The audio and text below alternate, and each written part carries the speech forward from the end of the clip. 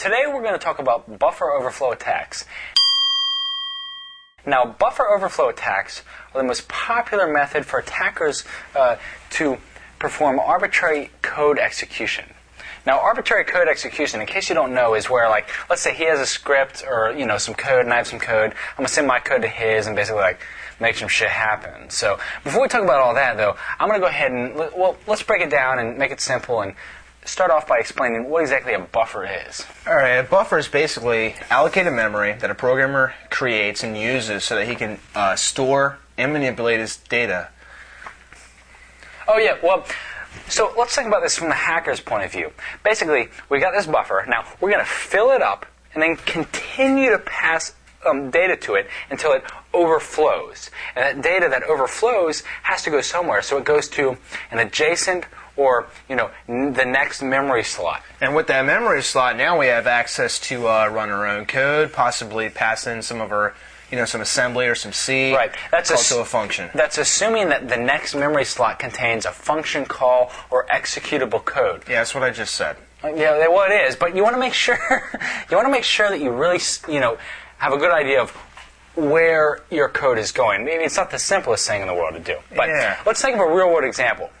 So we have, for example, a firewall and its firmware. Okay, so the firmware has to accept the password and make sure that it's valid.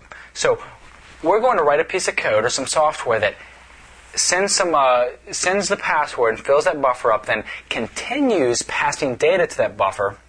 And after the password is filled up, assuming that the developer didn't write a program to check, you know, the size of the password, we can write or inject our own machine or assembly code to manipulate what the program does from there. So we can get root access or, you know, change users, modify users, change other settings, that sort of thing. And that would bring a great up example of, you know, what languages do you actually use to do these type of buffer overflow attacks.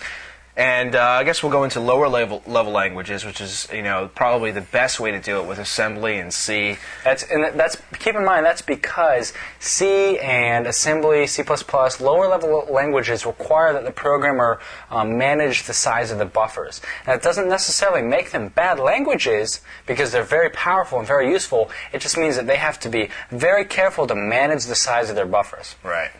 But, you know, there's languages like, you know, Lisp and Java and Perl. Okay. Great examples of programming language that actually allocate the memory through compile. And that's like runtime checking and static analysis. Exactly. So I guess we'll go into a live example of how to actually do this. This is an example that we can all relate to because it has to do with beer. So let's assume that this glass right here is a buffer and this is a buffer as well. Now, John is the malicious user. Mallory, hacker. right? You're Mallory, the malicious user. I'm Mallory, the malicious hacker. I'm going to be Bob. Okay. Bob the ugly function. Hey, come on, man! Don't be too harsh here. Bob the ugly I'm function? the function that is going to be calling this memory, the data that's in this memory slot. So however, okay.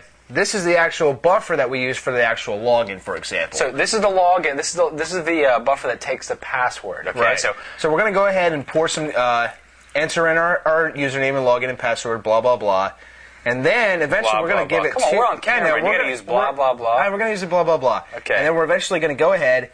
Pass it some extra variable or extra input, and then give him a little bit of extra information. See, the thing is, not only did he spill beer on my fingers, but he also passed data into my buffer. So me being the function call in this buffer, I have to read it and see what see what's in it. So. Right. So now this is when I actually take control of him, and he doesn't really realize it. So, wow, that tastes a lot like assembly. Yeah, a lot like assembly. I just can't stop drinking it. Yeah. It's so good. So once you continue drinking, yeah. See, this is where I started to take complete control over him, and he basically has to listen to everything that I say. Now, why is it? What? Shut up. What is this? Shush.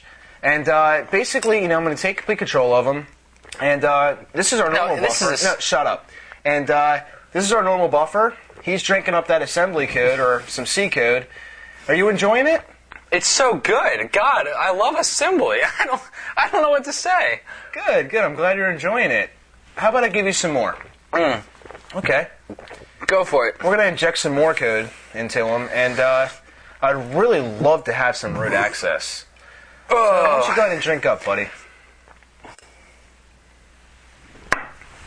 Wow, access granted. Come on in. Why don't you just go ahead and change whatever users you want. You can modify my settings. I don't care. I'm just going to keep drinking, you know? And that's the basic overview of how buffer overflow works. Hope you guys enjoyed.